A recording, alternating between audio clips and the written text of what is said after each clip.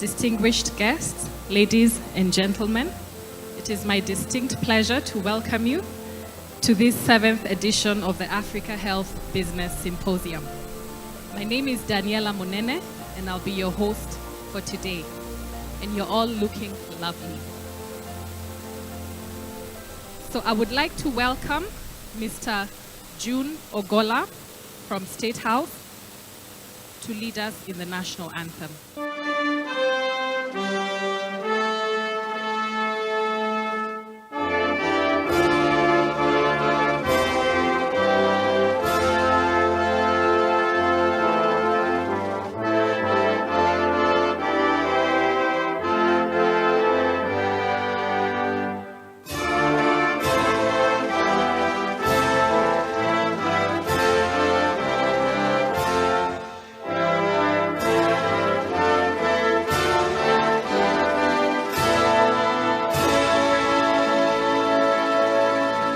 Thank you for walking with us the AHBS journey.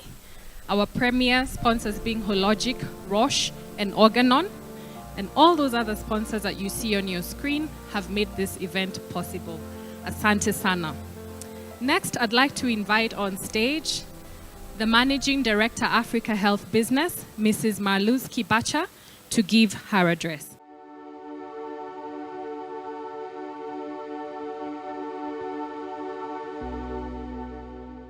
I founded the Imarika Initiative in 2014. Imarika is a community-based organization that supports mothers and disabled children in Mukuru slum in Nairobi. We support the children and their mothers by provision of a daycare center that is accessible for mentally disabled children that are often not being admitted in the regular daycare centers in the slums. In addition to that, we provide therapy sessions where 3 times a week a therapist comes and provides massaging and other physical therapy sessions to the children. What I saw during my work at Imarika is that mothers have a lot of challenges, leave alone mothers of mentally disabled children that live in a slum area. Money is an issue, access to healthcare is an issue, and also proper education and awareness is an issue. I believe it's important that on international fora, like the Africa Health Business Symposium, we do not forget where we're doing this for. It is the women on the ground. It's the women in the slum and in the rural areas taking care of their children with only $100 or less a month. It's for those mamas that are struggling every day to make ends meet. It's good to have boardroom discussions about policies, business deals, and how to create sustainable impact in the long term. But let's not forget, we're doing this for them.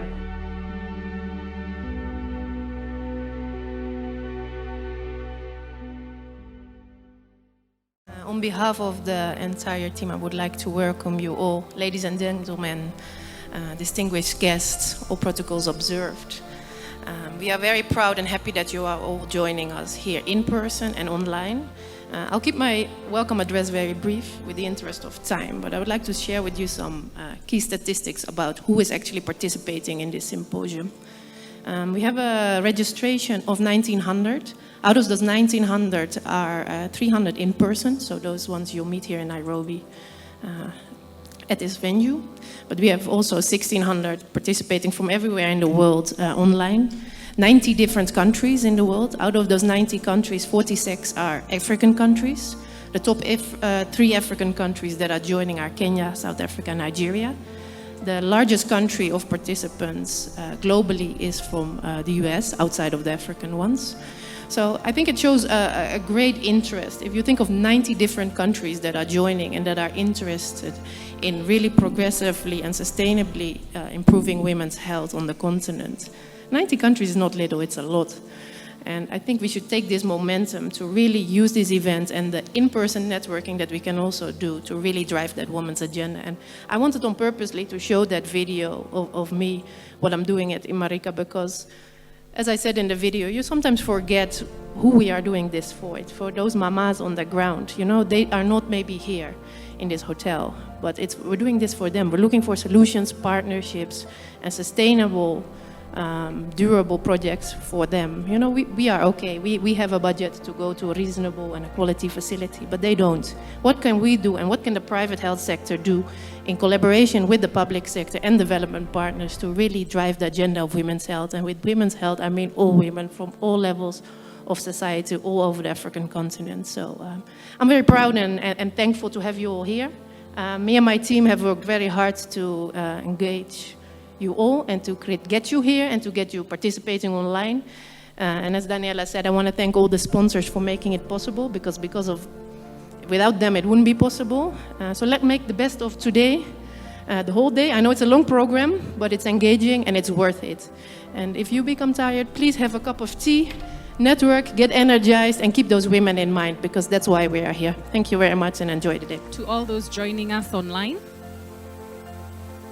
please interact with us.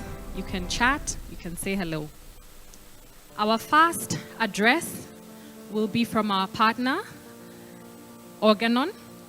I'd like to welcome the Managing Director, Southern Africa and Sub-Saharan Africa at Organon, Dr. Abufele Koele. For her, every day can bring joy and challenges alike. Every day takes strength and guts and grace. But who's committed to keeping her healthy every day? We are. Because when we care for women, we care for our families and communities too.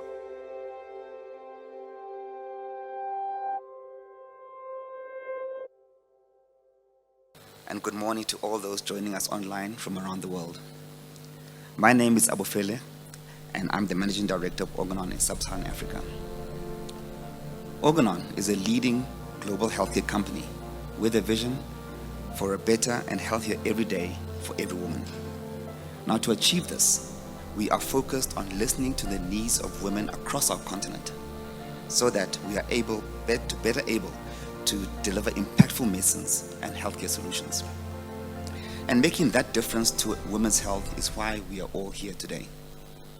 Certainly, access to quality, appropriate healthcare, particularly for women, is one of the most pressing issues of our time, and is specifically a major challenge in sub-Saharan Africa. We have seen that despite the progress in the last decade, maternal mortality, HIV transmission in women and girls, and female poverty in our region remains the highest in the world. While I am pleased that we have such a diverse population of attendees here today, the truth is, for many of us, access to healthcare is a given. Our sisters or mother or wife dying during childbirth is not part of our reality. We do not know what it's like to be a woman and not have control over your fertility decisions or your reproductive health. Women face many challenges globally, but the African continent brings its own set of unique circumstances that combine to create an environment where women's voices are seldom heard and women's needs are seldom met. And the unmet health needs have further been exacerbated by the COVID-19 pandemic. In 2021, the UN Women released a report on the impact of COVID-19 on gender equality and women's empowerment in East and Southern Africa. The report indicated that during the peak of the pandemic, there were approximately 16 million pregnant women in East and Southern Africa, whose access to appropriate maternal and child health was to a greater or lesser extent impacted by the pandemic containment strategies. The report also stated that in 2020 here in Kenya, nearly 60% of women could not access healthcare services for their children. And similarly, in South Africa and Mozambique, less than 20% of women were able to access family planning and other reproductive health services during the first year of the pandemic. The reversal of some of our gains as a result of the pandemic is a cause of great concern and should be an area of priority for us. However, we do accept that we face a number of challenges when trying to develop solutions most relevant to our environment that will help accelerate the improvement of women's health. Chief among these challenges is the global gender data gap, and in the Africa context, the almost absolute lack of data, which makes deploying healthcare resources, infrastructure, and interventions at best a wild guess, and at worst, a big waste of money, opportunity, and life. But with the breadth and depth of skills and experience at this symposium, I have no doubt that we can start making inroads into this problem. Collaboration within and across sectors, coupled with listening to the voices of women across the continent, is an important first step. This will help us wrap our arms around the issues important to women and fully understand what we are dealing with, to identify important trends, understand what works and what doesn't work, and will ultimately enable us to tailor solutions specific to the needs of women and their families. By the end of this conference, the time would have come to make a shift from talking to doing, to take everything that we have learned today and over the past years and implement solutions that will benefit every woman across our beautiful continent. We must walk away from today with action-oriented partnerships that can accelerate the efforts to improve access and equity to healthcare for women. Now, my ask of each of you today is, as you listen to the various discussions and presentations, reflect on how you and your organization can contribute meaningfully to ensuring that all women in Africa have access to healthcare that they deserve. Thank you very much.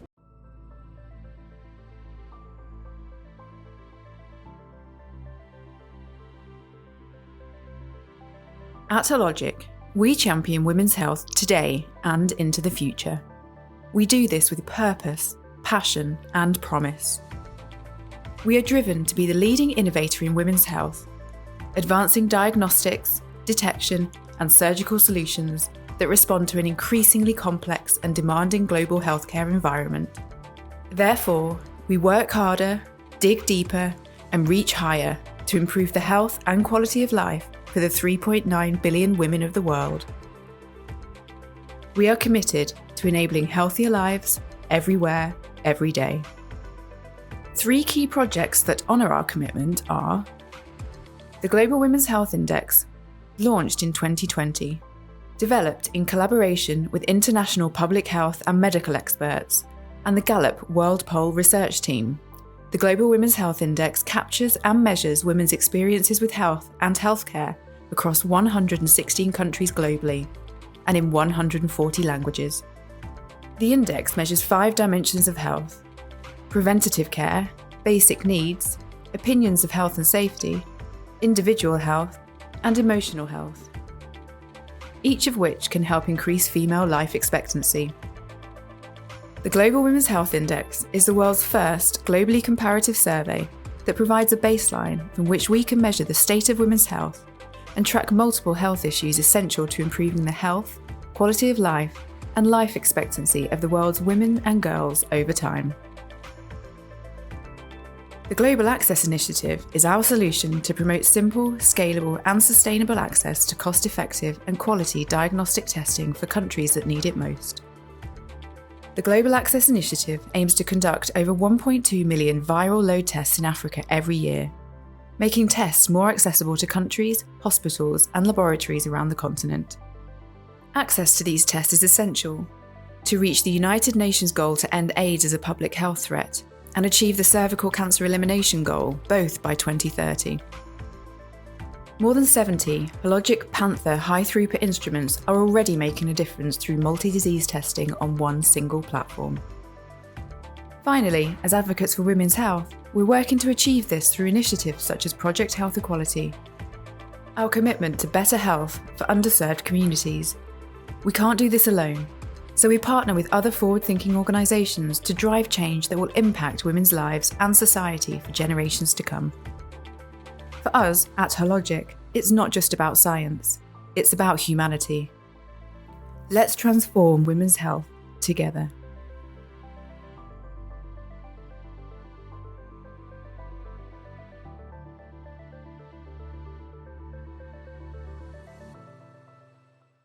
Good morning. It's my true pleasure to be with you here today and to contribute to this important discussion about women's health in Africa. Today I'm excited to share information about a new global survey, the Hologic Global Women's Health Index. The data from the index will help governments across Africa see the need to integrate women's health elements into universal health coverage and ultimately design a pathway to a healthier future for women and girls in Africa.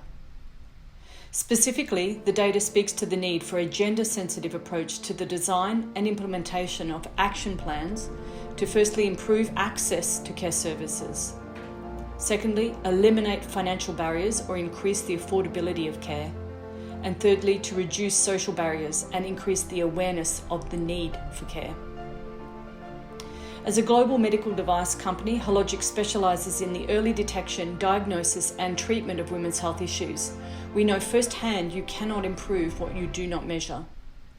We believe that women's health is global health and the cornerstone of healthy families and effective communities and societies globally. Our passion is to be the champion of women's health, and to that end, in October 2021, in partnership with the Gallup World Poll, we launched the Hologic Global Women's Health Index. The Global Women's Health Index is a globally comparative survey that provides a baseline from which we can measure the state of women's health and track multiple issues essential to improving the health, quality of life, and life expectancy of the world's women and girls. This first year, the index reached 93% of the world's population from 116 countries in more than 140 different languages, and its findings represent 2.5 billion women and girls globally. The survey will run for the coming 8 years at a minimum, and each year we will expand its reach. The 2021 survey has just kicked off and is expanded now to cover 95 to 96% of the global population, with a total of 126 countries included. The data identified in the index has set the baseline for key measures over the coming years, and importantly, it has quantified the gap in preventative care measures for women's health by country. This therefore provides a vital and accurate compass to guide leaders in addressing the most important aspects of women's health and health equity. Over the coming slides, I'm going to share global highlights and then some specific highlights for Africa from the inaugural report. My goal is to link the findings from the Global Women's Health Index to universal health coverage elements and highlight how this data will help to provide a strong foundation for the design and development of future programs for women's health in Africa. The index is a unique insight based directly on the lived experiences of women and girls globally. The index identifies 5 dimensions of women's health that explain more than 80% of a woman's average life expectancy at birth.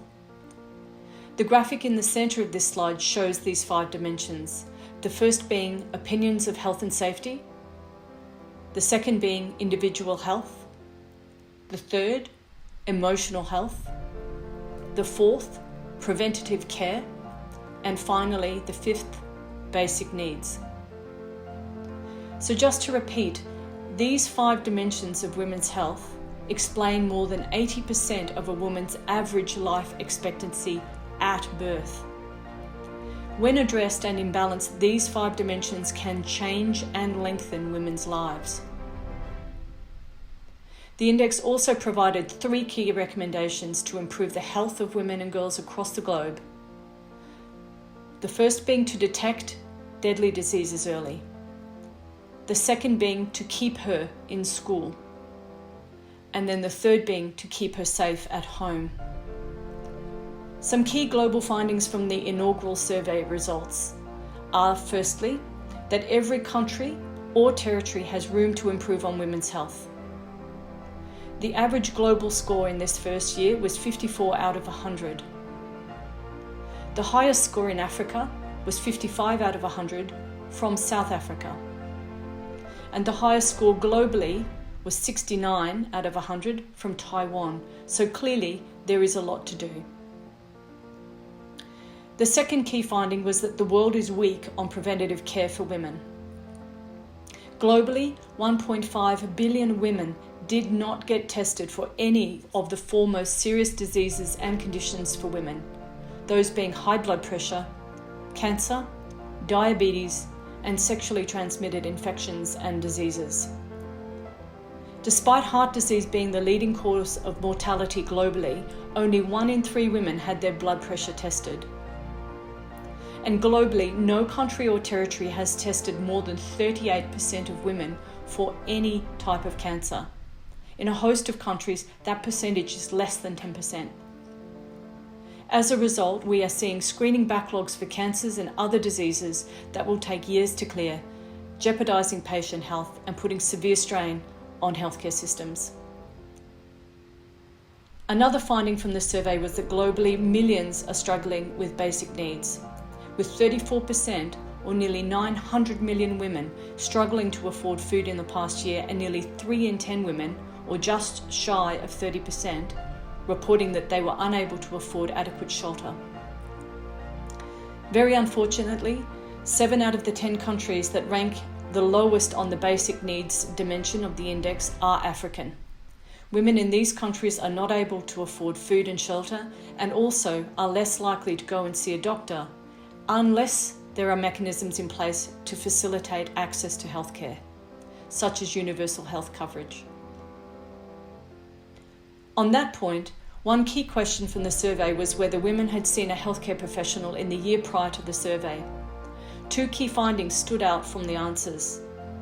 Firstly, that many African women reported not having seen or spoken to a doctor in the 12 months prior to the survey, despite believing that an annual visit to a healthcare professional can improve their health. However, a second and very positive observation was that women living in countries with universal health coverage were more likely to have seen a healthcare professional in the prior 12 months.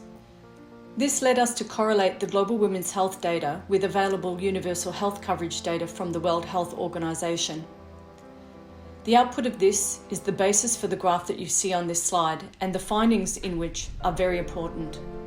I would highlight this as one of the most significant slides in this presentation.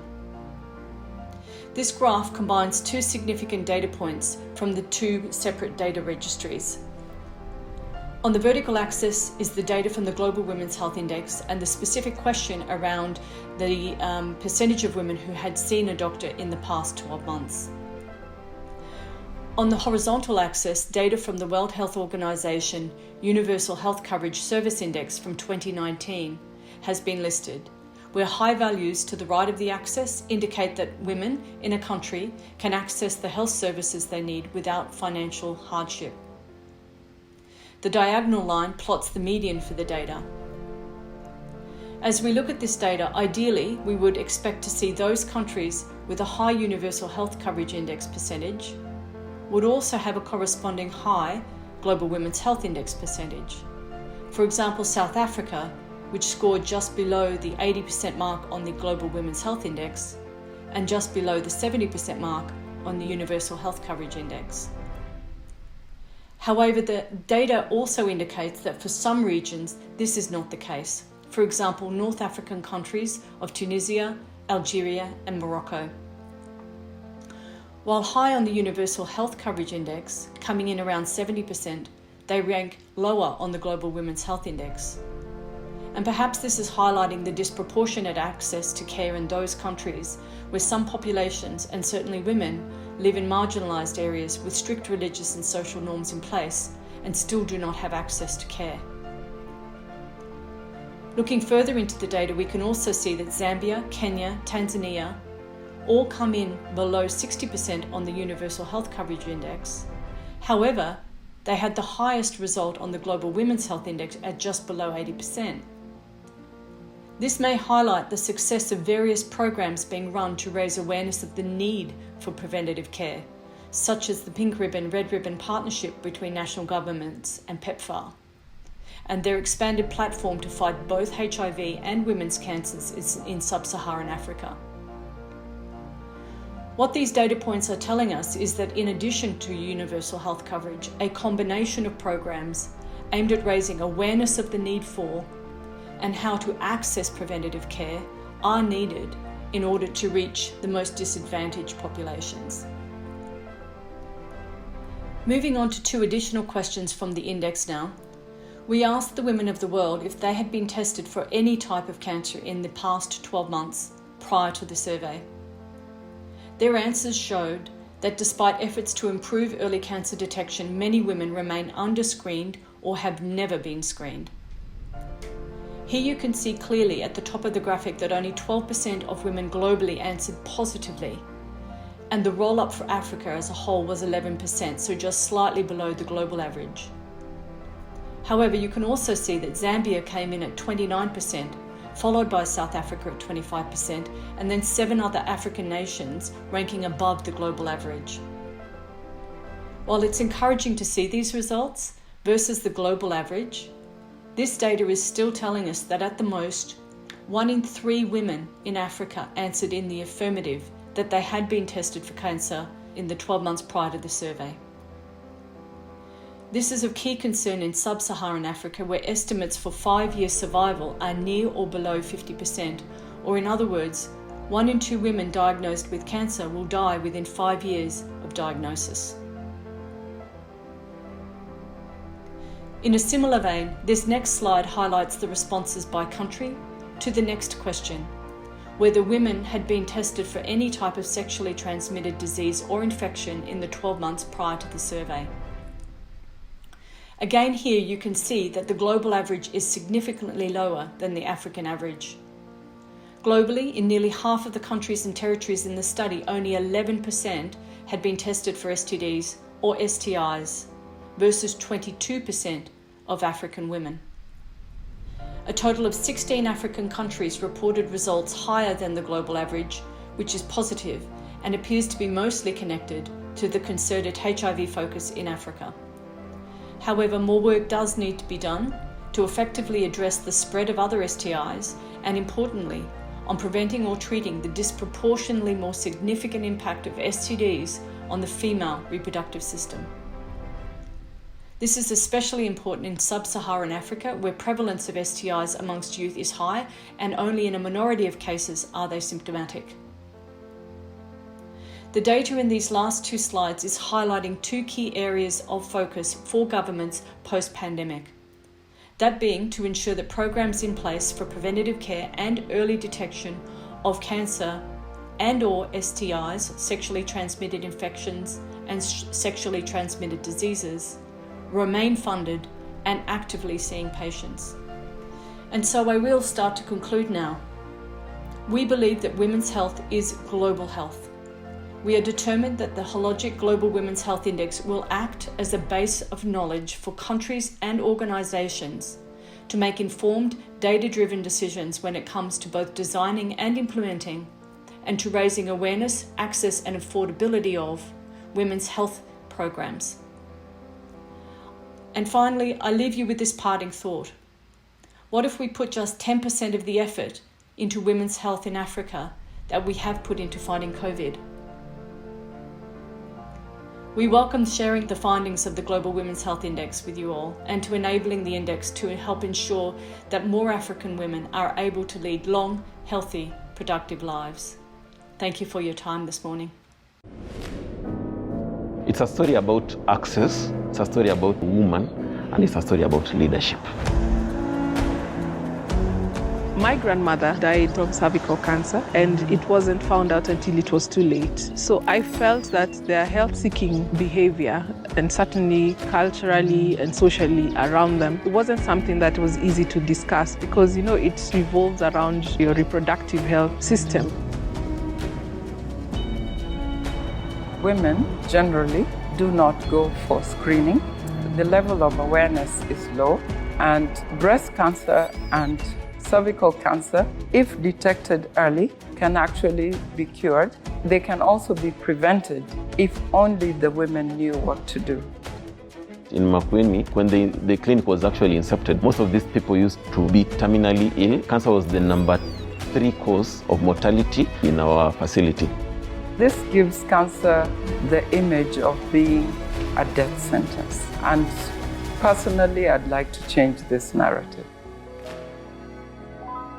So about 3 years ago, County First Ladies Association partnered with Roche, Women for Cancer, Africa Cancer Foundation, and International Cancer Institute to plant cancer screening clinics for women around the country. And to date, we have planted 14, dubbed Empower.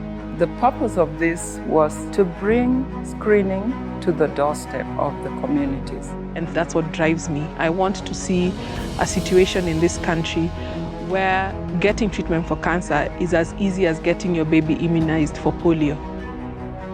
If you catch the cancer early, you're able to treat it early. Now, the good thing is right now we have a dedicated unit whereby when women come for their family planning services, they are able to access advice and screening on the same. They're actually taught how to do this at home and what to report.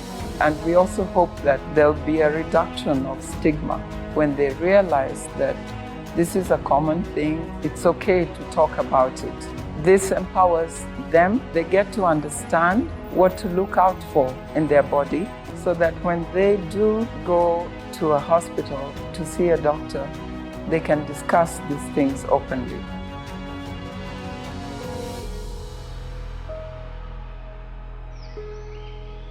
Na wakati huu nilikuwa mgonjwa, nilisaidia watu 3.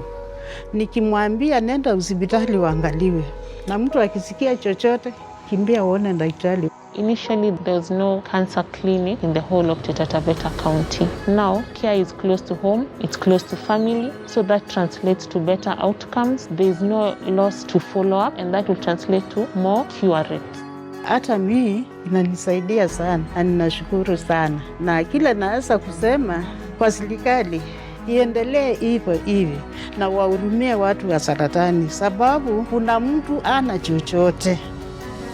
It's so important to invest in women's health. Women are the backbone of society. They are the nurturers. They are the ones who raise the future generation. And if their health is compromised, it compromises the quality of life of the children that they will raise. 5 years from now, I see the Empower Clinic being the focal area in terms of cancer provision in our local settings, providing care that is affordable and accessible to all our patients and also our community. We at Roche believe that prioritizing women's health uplift families and communities at large. And that is why we are working together with partners, both in the public and private sector, to ensure that we have a healthier future for women in Africa.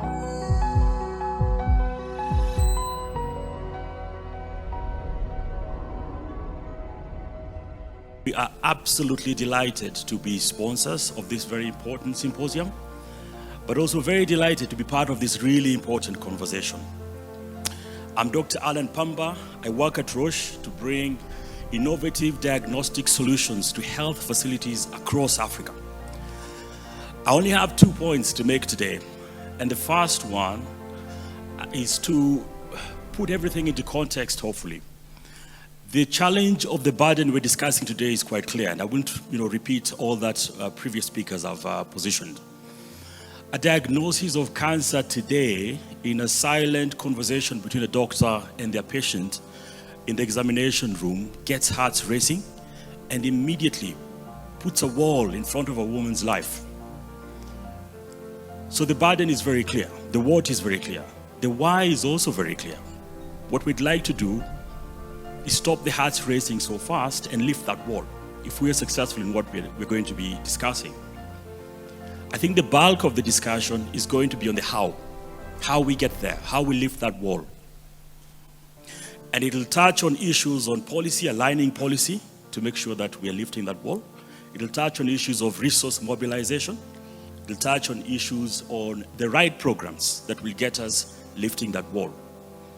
So my first point is, as we have those conversations, let's think about solutions that are cross-cutting. Let's break the silos across our borders. These diseases don't know boundaries. Those women you saw on the video don't care about boundaries, but they're having that diagnosis. And the other important reason for that is we've done this. We've done this with malaria, we've done this with HIV. We did not think in silos, we thought across the continent, and we developed our solutions. When you want to engage companies, big biotech companies that work globally like Roche, cross-cutting solutions are much more attractive. And so my first challenge is, let's think about this as a continental problem and come up with solutions that can be implemented across multiple boundaries. The second point I want to make, we hosted a dinner last night, and one of our colleagues shared something very personal, a very personal story. And this was about her mom, who gets a diagnosis of cervical cancer at 67. But the story ends well because her daughter is a doctor and because there's resource around her. When I look across this room, if you qualify to be in this room and you qualify to be part of this dialogue, if you had the unfortunate event of having this diagnosis, your heart will race fast, but probably not as fast as for 99% of the rest of the population who can come through that door and have this dialogue with us. It's the middle class that discusses the problem. It's the middle class that has to come up with the solutions for everyone else. Now, what I challenge you is, if that 99% who are not here were actually here, would they discuss and talk for as long as we do? So the challenge here is, let's act with a sense of urgency. Because even as we discuss, and even as we try and find solutions, there are women out there who today are having a wall drawn in front of their faces and are completely helpless, except for the conversations that we are having here. So as Roche, we have a big ambition in Africa. We want to partner. We want to play a role in bringing the wall down. And we really look forward to a good dialogue in this meeting and continued partnerships as we work towards a solution. Thank you very much. Ms. Carol Kariuki, she is the CEO of Kenya Private Sector Alliance.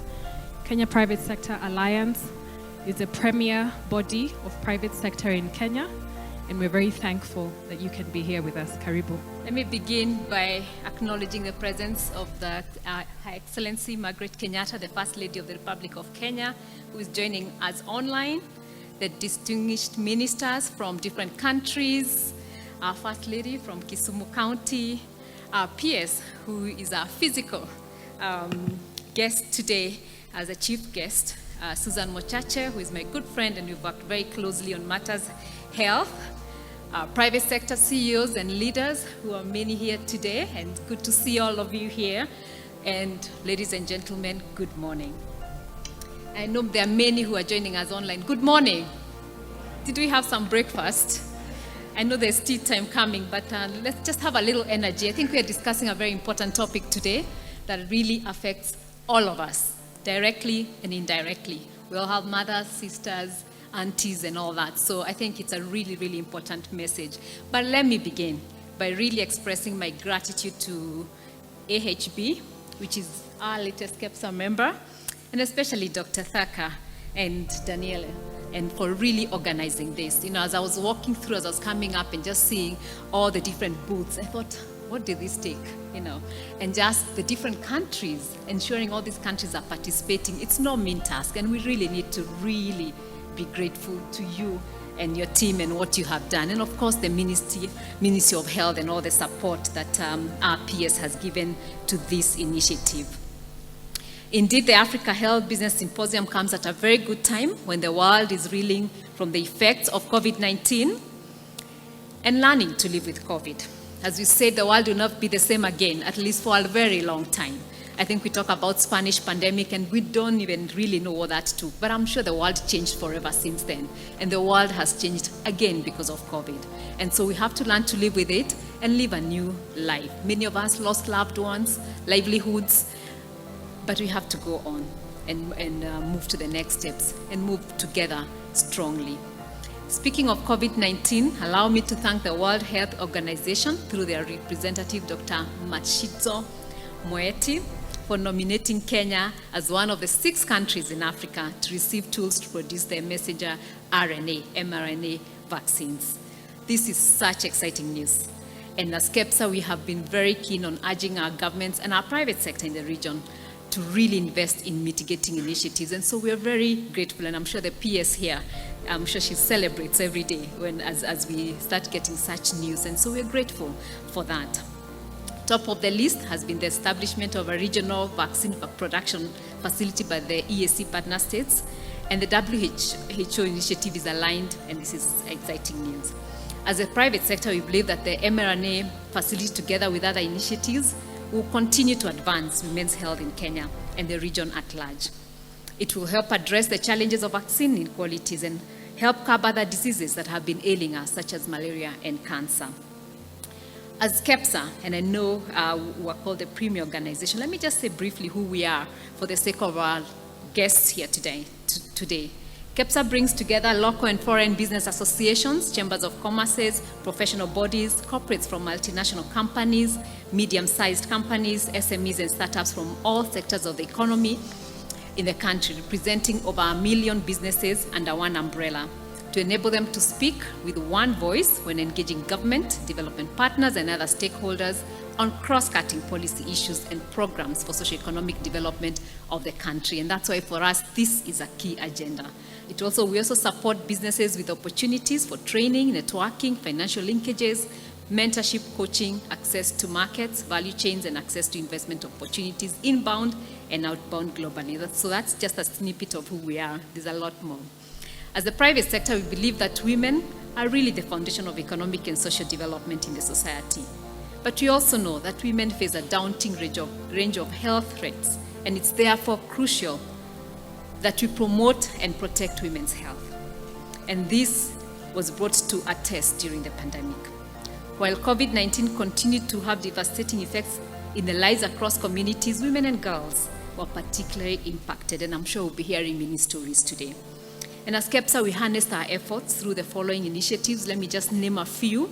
So just to encourage our partners and our other counterparts around Africa and our stakeholders, our governments and partners of the successes of why partnership is important. The first one is public-private partnerships. At KEPSA, we have dedicated a gender sector board that advocates for all matters gender to pull together on ensuring equal rights among both women and men. KEPSA, through our health sector board, we organize in different sectors with Bolt, the online taxis, and partnering with we did launch what we called Wheels of Life initiative in 2020 to respond to pregnancy-related medical emergencies at night, especially when we had curfew hours and during the lockdowns. And we provided a toll-free line for patients to communicate with doctors if necessary. We also provided free emergency transport services to suitable health facilities, which facilitated the safe delivery of babies and significantly saw a decline in the number of maternal deaths. The initiative continues to serve a growing number of women, with over 8,700 that have been served so far, and we've expanded it, Nairobi to Uasin Gishu, Kiambu, Machakos, Nyeri, and Nakuru counties, and we hope to continue to cover the rest of the country. In terms of resource mobilization, we rallied our members to really help and assist all of us, because we said we have to get to the other side together, and we cannot only allow government and other external partners to play this role. And so we played our role by mobilizing our members to contribute in terms of funds, into equipment, into PPEs, just different, whatever was needed during COVID. And I won't go into the details of all that was provided, but I think for those who are Kenyans do have those details, and we can share with our visitors in details. Telemedical services, in a bid to ensure continuity for provision of other health services, we had about over 40 telehealth providers who were registered on mobile platforms and have also been developed to enable patients access medical services while limiting person-to-person contact. Again, we always say whenever there's we have a crisis, there are opportunities, And so if people couldn't get it to the hospitals, if we do not want to crowd our hospitals, we thought, what could we do? And so we are very grateful to these 40 telehealth providers, and we hope many more can join this so that we can continue to provide services to our people without going to the hospitals unless they need to. In terms of advocacy, we work on a very established public-private dialogue framework with government, and continue to engage with partners through the Ministry of Health to strengthen health systems for improved healthcare quality in the country. We also partnered with Ministry of Health through an MOU to bid and support the government in terms of vaccination efforts. So we had done all this. We have developed protocols. When I had the hotel here talking about the protocols in the hotel, we sat with the hotel industry and all the different industries and developed different protocols, give them to government and say, these are our protocols, please hold us accountable, and help regulate so that we ensure that we are part of the solution. But when we looked at the vaccine efforts, and we realized the hesitancy was not only in Kenya, it was everywhere in the world, and said, how could we work with government? And so we partnered on two areas, communication, and we said we have a reach of our own members that we can start communicating. If only we could reach over 1 million members of our members and their families and the communities around them, that would make a big dent. Communicate, remove all the misconceptions and all the things that were being said about vaccines. And I realized when someone talks to you who you tend to believe them. Then there are times when my poor PS stands on a platform and she keeps communicating to everyone in the country, And we realized more and more people started going for vaccines because they could see their CEOs going for the vaccines. And then also they could speak to their colleagues in their offices. So that started to help in terms of dealing with the vaccine hesitancy. But we also mobilized some of our members who came together and said, can we buy some of these vaccines from government and vaccine our own people in the communities around us and our employees?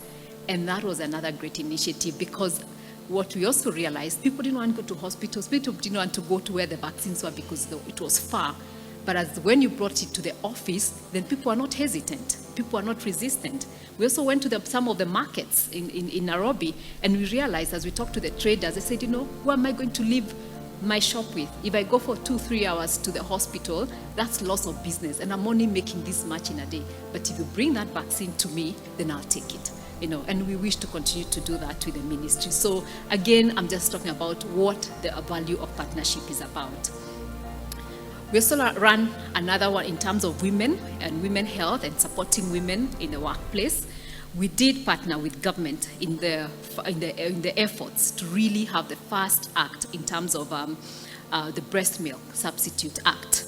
And really after that, what we did was to say, then can we, if we're saying the mother's milk is important, and we do not want to have women not breastfeeding because they have to work, or they have to leave a time off work for some years during the childbearing because they want to raise their children, we started encouraging our members to provide lactating rooms, or what we call mother's rooms, so that at least they could be able to keep their women, their young mothers in their offices. And also what we realized, it actually leads to productivity.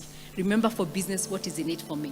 And when we did numbers for them, and we said, if you keep losing this group of women, especially in a young population like ours, your business suffers. And the more companies started putting mothers' rooms, many of them reported back and said it actually helps with their profits. It helps with their business, not only because the mothers are present, but because they also don't have to worry about the children. They don't have to worry what time they'll get home and all that. And so they're more productive. And so that our next phase on this one, we've gone to now where we are calling the low urban settlements, or with key maternal, infant, and young children nutrition messages in a bid to ensure improvement in the health and nutrition outcomes of women and children. And so one of the areas we are targeting is a market. For those who are from Kenya, Uhuru Market, and collaborating with the government and the Nairobi Metropolitan Services on a public-private partnership to secure workplace support for breastfeeding, so that those women too can continue to work in those markets without the worry about their children and how they're going to carry their milk home, or having to lose business for several months because they have to stay home with their children. On gender-based violence advocacy program, which we partnered with Bill and Melinda Gates Foundation, which was seeking to create an enabling environment for the elimination of GBV, scale up evidence-driven prevention program, and enhance access to services for survivors through the private sector intervention. And under this program, in 2021, we participated at the quarterly held national steering committees on the Generation Equality Coalition for Action on GBV, spearheaded by the Ministry of Gender and Public Service, and we continue to engage on that. We are hoping to continue to do a lot more, because we know COVID has only aggravated GBV in all forms, for all men, boys, and girls, and women. And so we are looking at it not only from a gender lens of women, but we are looking at it as GBV and affecting everyone in the society. We've also participated in the formulation and adoption of strategic gender-related policies and advocacy initiative, and we will soon be launching the gender policy with the Ministry of Gender in the International Women's Day. And so again, to continue to work around that, creating a conducive work environment for inclusion and retention of women. We also endorsed the UN Global Compact, which is the world's largest corporate sustainability initiative, and calls for a business value system based on gender equality and anti-GBV, and many others that I could go on and on. But as we speak, what more can we do? And we're looking at opportunities that we can continue to engage in as the private sector. And UHC, the universal healthcare, is an area that, again, we are working closely with the Ministry of Health to see what areas can private sector engage in. And I won't go into the details of that, but we are looking at just in areas of financial support, equipment, and just policies and acts that would really enable us to get to universal health care as a country. And that's where I'd like to make a call to the private sector that is here and our partners. Can we all work together? Because this will solve a lot of our problems. Thank you. Excellency Margaret Kenyatta, First Lady of the Republic of Kenya, Excellency Susan Mushasha, Principal Secretary, Ministry of Health, the Republic of Kenya, Excellency Dr. Tedros Adhanom, Director General, World Health Organization, Excellency Dr. Matshidiso Moeti, Director of WHO, Africa Region, Excellencies, Ministers, Ambassadors, and Excellency CEO of Cancer Foundation Africa in Kenya, Excellencies, CEOs of different sectors, ladies and gentlemen, all protocols observed. On behalf of Africa CDC and its regional collaborating center of the Eastern Africa region, I would like to convey to all of you participating in this conference with Zoom and in person my heartfelt welcome. I would also like to extend my sincere gratitude to all participants for availing yourselves to this very important 7th African Health Business Symposium to discuss the role of the private sector in advancing women's health. Excellencies, ladies and gentlemen, the health of women and girls is of particular concern, as in many societies they are disadvantaged by discrimination rooted in socio-cultural factors, which also relates to inadequate economic and political empowerment. Women are disproportionately affected by disease burdens, and some diseases also affect women exclusively. The situation is more in our continent, Africa. African women, despite the level of their societal status and their large share of burden of diseases, they continue to be the pillars of the family. They are caregivers of the society, the elderly, and the children who are the futures of Africa.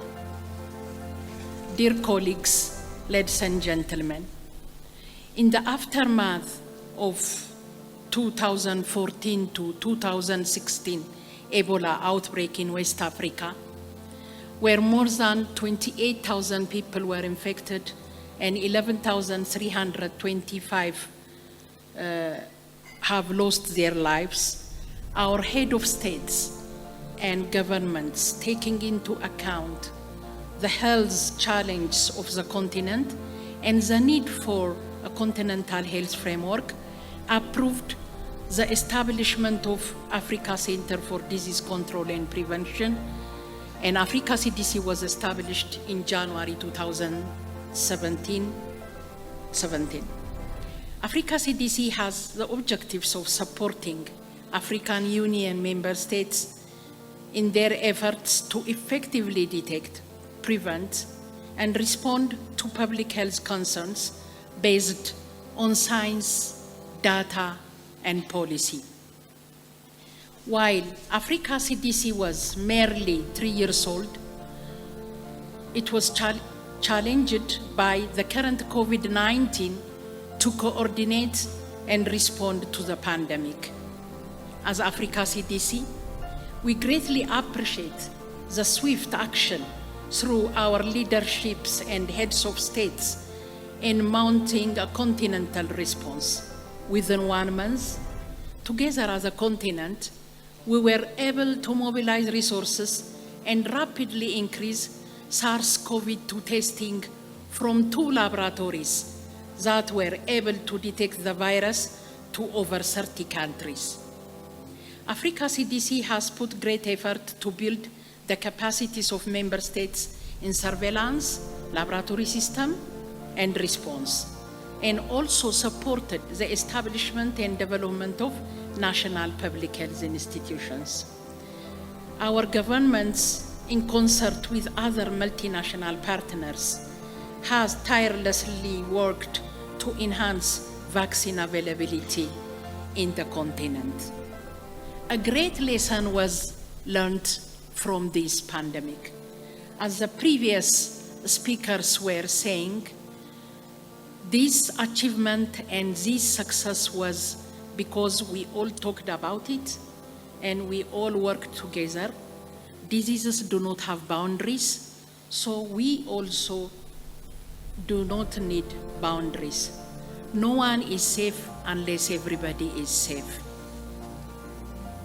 Colleagues, Africa CDC has now a call for the new public health order in Africa. A very focused strategy aimed at safeguarding the health and economic security of the people. The components of the new public health orders are strengthening continental and national capacity of health institutions, strengthening public health workforce, expanded local manufacturing of vaccines, diagnostics, and therapeutics, and respectful, action-oriented partnership. These strategies are cross-cutting. They are not meant only for outbreaks. They work for endemic diseases like TB, HIV, malaria, maternal and child illnesses, women health, non-communicable diseases, and injuries. Ladies and gentlemen, last evening, I participated in a very fascinating discussion organized by the Africa Health Business and Roche yesterday on the topic of solving barriers to care throughout the women's cancer journey. The prominent panelists and the participants have pointed out critical issues related to the women's health. To mention some, lack of awareness, lack of screening, inadequate health-seeking behavior, accessibility of health facilities, shortage of diagnostics, lack of technology, inadequate workforce, and once she is diagnosed, the challenge of treatment availability necessitating referral abroad, affordability, issues of health insurance and financial constraint, and many end up poor after the treatment if these mechanisms are not there, as they have to sell their property. It was also discussed that the challenge is not only economic, but is also related to policy, barrier to implementation, and coordination, in particular with emphasis to women. The discussion didn't culminate by loss of hope. The conclusion was, cancer is preventable and it is treatable. And nothing is impossible when we come together. In this context, the new Public Health Order of Africa CDC that focuses on local institutional and workforce development, enhancing local manufacturing capability and partnership was tested in the COVID-19 pandemic response, and it would be an important tool towards women's health. The private sector's role remains largely untapped, be it the wells of know-how in logistics and supply chain, manufacturing, including contraceptives and affordable hygienic materials for girls and women. When I was discussing with one of my colleagues, we were saying, we were dealing with very many women who had septic-treated abortion and who died. And many young girls had women's health problems related to infection due to lack of basic hygiene. So, and private sectors also have technology, more diagnostic tool, including lab, X-ray, ultrasound, medicine, radiotherapy, data management, and financial services. The convergence of public and private sector creates an opportunity to maximize capacity and mitigate the economic and social impact of health problems of women. Excellencies, ladies and gentlemen, the Africa CDC, through its regional collaborating centers in the 5 Africa Union geographic region, endeavors to realize this jointly with the private sector. We look forward to working together with private sectors, including Africa Health Business and our health and developmental partners, on focused, structured, action-oriented programs to create an enabling environment for women's health. Finally, please allow me to thank the government of the Republic of Kenya and the Ministry of Health, the Republic of Kenya, for hosting Africa CDC, the Eastern Africa Regional Collaborating Center, and the tremendous support they are providing, and also for hosting this symposium, and the Africa Health Business for choosing this very important topic of women health for this symposium. And congratulations to Dr. Amit Thakur and your team for organizing this event very effectively. I also want to thank you all for your commitment in attending this symposium on women's health. Asante sana. Her Excellency Margaret Kenyatta, First Lady of Kenya, Honorable Mutahi Kagwe, Kenya's Cabinet Secretary for Health, fellow guests of honor, Dr. Achamiele Debela, Coordinator of the Africa CDC's Eastern Africa Regional Collaborating Center, and Mrs. Flora Mutahi, Kenya's Private Sector Alliance Board Chair. Moderator, speakers, ladies and gentlemen, good morning to you all. I'm honored to be invited to address this very important symposium focused on a WHO priority area, advancing women's health in Africa. Women and girls on our continent unfortunately endure the poorest comparable standards of health globally. The average maternal mortality rate for Africa is 3.5 times higher than for any other region. In addition, 19 of the 20 countries with the highest burden of cervical cancer globally are in Africa. This is a reflection of gender inequities across the globe and the unsatisfactory protection of the human rights of women and girls to the best possible health care. These society-wide determinants require attitudinal and behavioral changes by public and private institutions alike in policies and actions. For us as WHO, there is a strong and irrefutable link between the Social Development Goals for Health, SDG 3, and for Gender Equity, SDG 5. Women's health and well-being are uniquely impacted by their reproductive function, as recognized by the SDGs to reduce maternal and newborn mortality and to ensure universal access to sexual and reproductive health care services.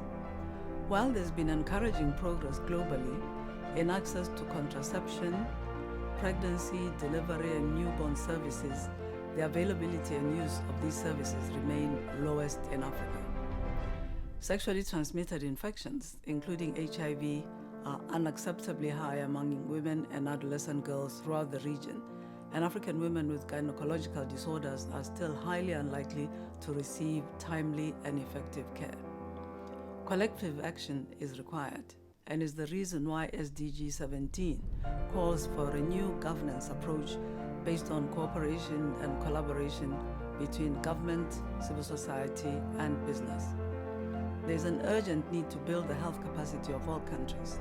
This requires that all providers, public and private, collaborate to contribute effectively and efficiently to advancing the achievement of universal health coverage. If not, we'll be working with only half the continent's service providers. The private sector now delivers 50% of all health services in Africa, accounts for 50% of total health expenditure, and 60% of healthcare financing. It follows then that the private sector has a key role to play in transforming women's health in Africa. Historically, non-profit organizations have provided services for women during pregnancy and childbirth. These complement government services, especially for the most marginalized. Meanwhile, private sector organizations have pioneered innovative approaches for providing safe and effective services for contraception and abortion.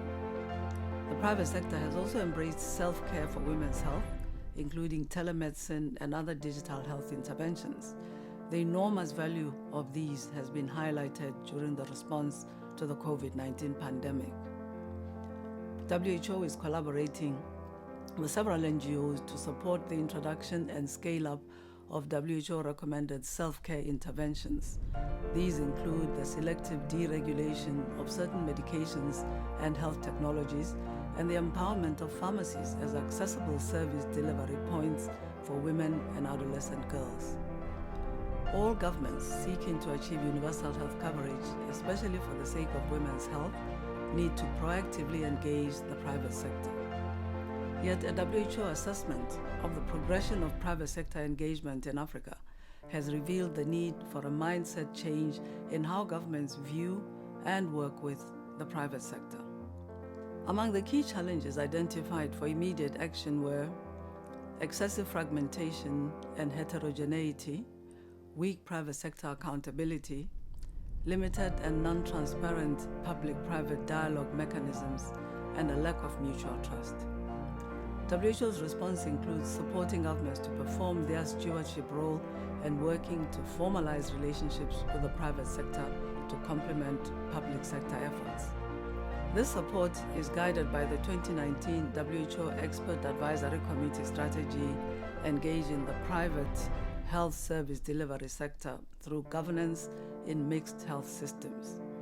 The aim of the strategy is to support countries to build well-governed health systems in which the public and private sector collectively deliver to realize universal health coverage. Fundamentally, this requires alignment of priorities for action, improved working relationships, and an institutional framework that empowers all actors.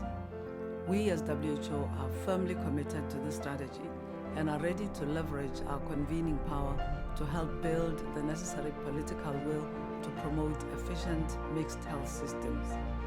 WHO initiatives like the Country Connector on the private sector for health are already underway. WHO's first training program on the private sector is also now available through the Open WHO platform. Improving women's health in Africa is a non-negotiable fundamental human right and is essential for the social and economic development of the region. My late colleague, Dr. Pete Salama, who led WHO's Universal Health Coverage Program, was a champion of private sector engagement. He said, "The landscape of the work has changed. UHC cannot be achieved without the private sector. It is essential to reframe public and private sector engagement as a partnership in health for shared health outcomes." I cannot agree more. So thank you, and I wish you every success with this meeting.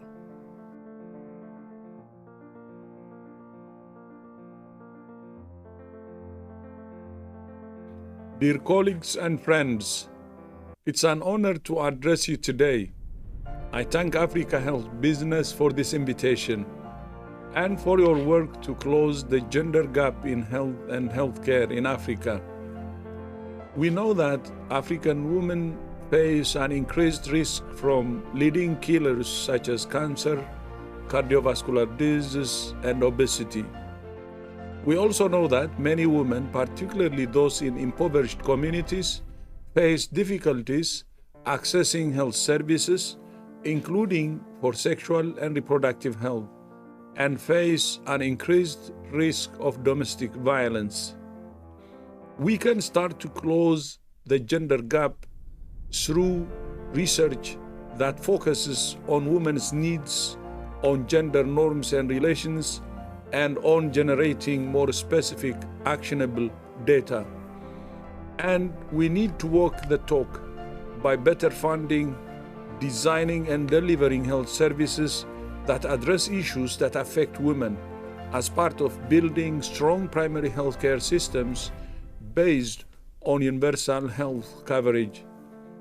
Investing in health systems is a win for women's health, but because nearly 50% of health workers globally are women, it's also a win for women's economic empowerment.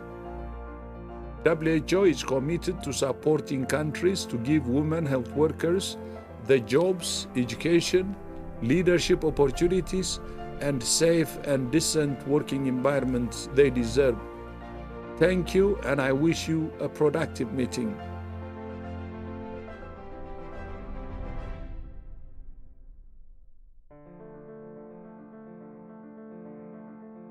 Distinguished ladies and gentlemen, good morning.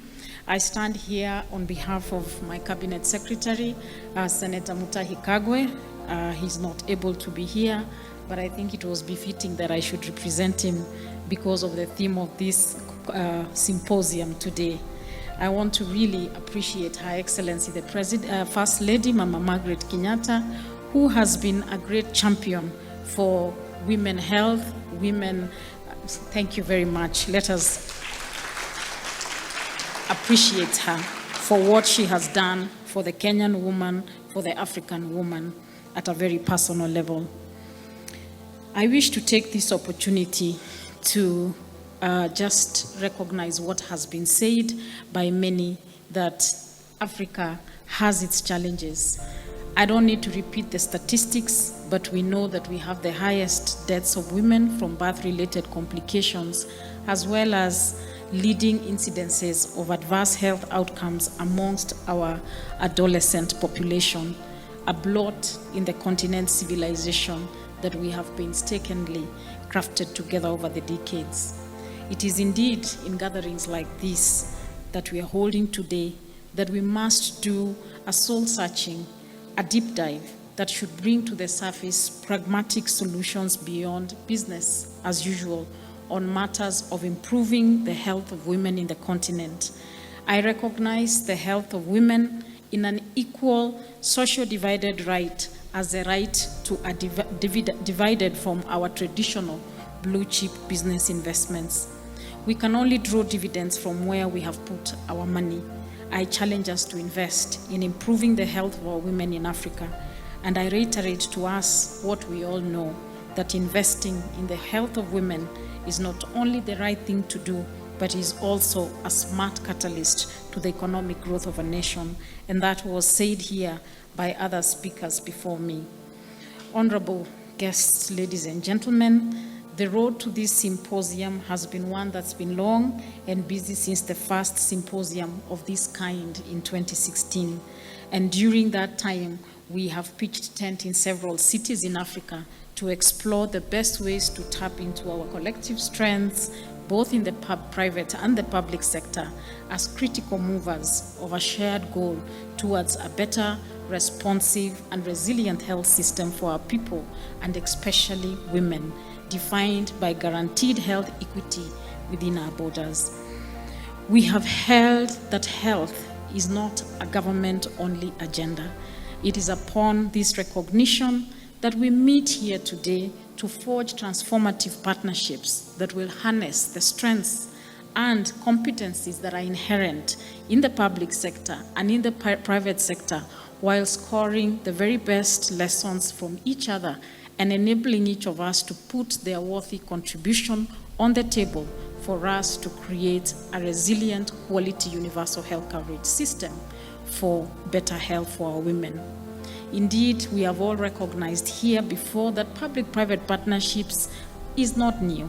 And indeed, it is the concept of that collaboration and cooperation between the two sectors to be able to construct, to renovate, to manage, and to maintain the provision of health services to our people. And suffice to say, these partnerships are long-term mutual relationships in which risks are spread, shared for a common social dividend of improved health for all with fair returns to our nation's economy. And I'll pause there to say that our joint collaboration in the fight against COVID-19 is a true demonstration of what true partnership means.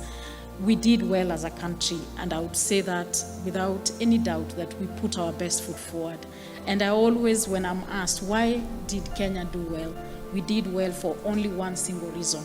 We pulled together collectively, no boundaries between the public and the private sector, the civil society, development partners. We united in that fight against COVID, and we succeeded. And we worked closely with my sister Carol, as she has mentioned earlier, many key stakeholders, foundations in the private sector, all contributing and leveraging on what they know best to support the country. And now that we are on the journey, very intense campaign to vaccinate the largest number of people in our country, the private sector, very early on, when we had challenges in accessing vaccines, stepped in, put their resources together, and put that kitty in the Kenyan National Treasury for us to access 1 million Johnson & Johnson vaccines. And we applaud and recognize as a government that the private sector is integral to our development in health. As we know, public budgets for health remain largely constrained globally, and not just that, but more so here in Africa, as the demand for health services is burgeoned further from a population momentum fueled by our very youthful population and the upsurge of lifestyle diseases, population dynamics, all tied to returns of sustained investments in health through improved survival and increased life expectancy amongst our people. We are therefore caught in a never-ending quest to improve our own policies, our architecture, our incentives to create health systems that can deliver on our universal public policy goals for the sector, including protecting citizenry from the catastrophic financial expenditure on health. And indeed, the government of Kenya has embraced universal health coverage amongst its big four-pillar agendas, and towards that, much has been realized. Intense investments have been made over the course of the last 5 or so years, and we have enjoyed the strongest political support ever in the history of our country on matters health. And if I was to present to you the statistics, there will be much to demonstrate. We have almost tripled the investments just from the public sector to be able to strengthen our health systems. The expansions in our infrastructure are historic. We have now, for example, set up the Center of Excellence for Cancer Treatment here in Nairobi. We have, I think, the second IMIC, the Integrated Molecular Imaging Center here in Nairobi. I think the only other one that we have in Africa is in South Africa and Egypt, if I am not wrong. And that has gone a long way to support the care and management of cancer treatment. And not just that, we have decentralized the service. For a long time, we only had cancer treatment facilities by public sector only in Nairobi at our National Referral Hospital, Kenyatta National Hospital. But in the last few years, we have decentralized the service, and we offer radiotherapy services in Mombasa, which is our coastal part of the country. We are just launching another one in Nakuru, and we'll soon be launching another center with a linear accelerator brachytherapy machines in the northern parts of the country. And that is just the beginning of a journey. And beyond that, we have revamped our investments at Kenyatta National Hospital, at our Moi Teaching and Referral Hospital, which is at the northern part of actually the western part of our country, all to ensure that services are brought closer to the people. And as we know, some of the leading cases or types of cancer in this country are uterus or uterine cancer. And therefore, we are really targeting to offer services for the woman. Diagnostic investments are, I can't begin to describe to you. I believe every public facility in Kenya at level 4 has got the capacity for diagnosis for breast cancer, uterus cancer. So much has been done. We are leading at the forefront on the provision of HPV vaccines amongst our young women and amongst many other. We've now transitioned as a government to offer health insurance cover to all our vulnerable communities. We have identified 5 million poor households, and so far I am proud to say that within just 2 years since we started the journey of providing insurance to our population, 1.2 million poor households have already been covered, and that's in addition to an already existing repository of more than 1 million other households. Not to mention also that every woman in Kenya gets free delivery in any of our public institutions under the Linda Mama program, which was pioneered by His Excellency, the President of the Republic of Kenya, with close support from Her Excellency, the First Lady. There is definitely need for us to increase our investments in the health sector, and Kenya has already defined a very clear roadmap towards UHC, a roadmap that clearly recognizes the roles that the private sector has, and a significant one at that, as well as the public sector, and taking note that the private sector is such a critical partner to ensure that we provide quality health services to women and to other communities. History has shown that women and children pay dearly for the performance of inefficiencies in the health system. And so I urge us to view the health of women as a sensitive proxy indicator of the performance of our health systems. No theme, therefore, can thus be more fitting than the theme of joining hands to advance and protect the health of the African woman. The African woman is the backbone of the continent's next frontier of economic liberation. Thus, it's important to improve investments in her health. Meeting our women's health needs and eliminating gender inequality are moral imperatives and fundamental human rights, as we've heard before. And indeed, investments in women's health should therefore not require any justification. And we have demonstrated as Kenya that we did not need to justify why we have been deliberate, and we will not. We know very well that we must put the interest of our mother first for the very noble role that God has given the woman to bear our next and future generations. Investing in programs that improve women's health have been projected to have substantial and disproportionately higher economic and social returns. And I don't need to repeat what Her Excellency, Dr. Moeti, has already shared with us here. So as we meet today to state these business case needs, joint indulgence between both the sectors, with shared responsibility amongst all of us, and ensuring that accountability is upheld, and also wishing that we could continue to have very pragmatic dispositions as we deliberate collectively on how we will each leverage on our strengths, and also define clearly our respective roles that will ensure that we put on the table the best contributions for the health of the woman and the girls of Africa.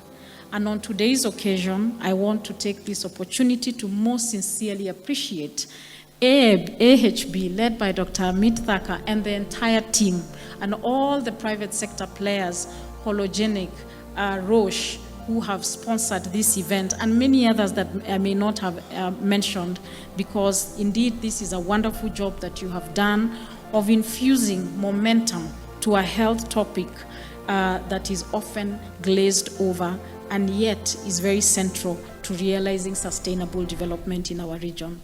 Let us therefore weave together a maverick conceptualized partnership model defined in Africa, by Africa, for Africa, that will accelerate and sustain realization of the highest attainable standard of health for our women.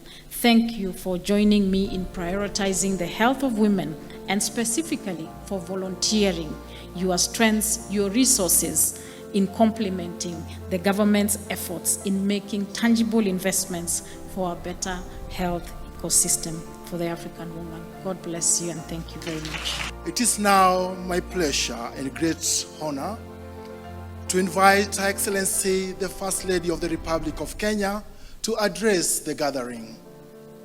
Margaret Kenyatta.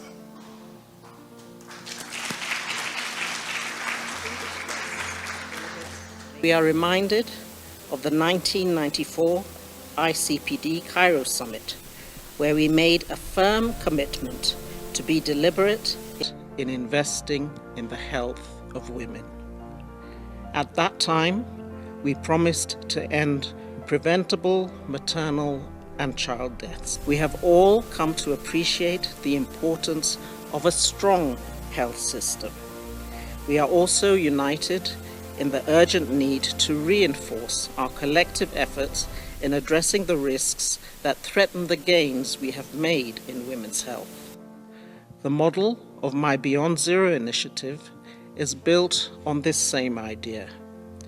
We have been privileged to collaborate with the private sector through the Beyond Zero Half Marathon, which has contributed towards accelerated action for access to quality health care through the purchase of fully equipped medical mobile clinics. The pandemic has tried and tested our health systems and further demonstrated the urgency of ensuring health and economic equity, especially for our women. To officially open this symposium, I want to thank all the private sector members, the honorable ministers, but more importantly, I want to thank the Republic of Kenya, the First Lady, who has given us a wonderful address. I want to thank the Ministry of Health, represented by Dr. Lena in the PS, and of course the CS, and also Africa CDC, who you all agree with me, has been instrumental, 5 years old, but have done our continent proud. Let's give them a round of applause. And Africa CDC, we back you up. We thank you for being an official partner, both the Ministry of Health and Africa CDC. We now consider the symposium officially open.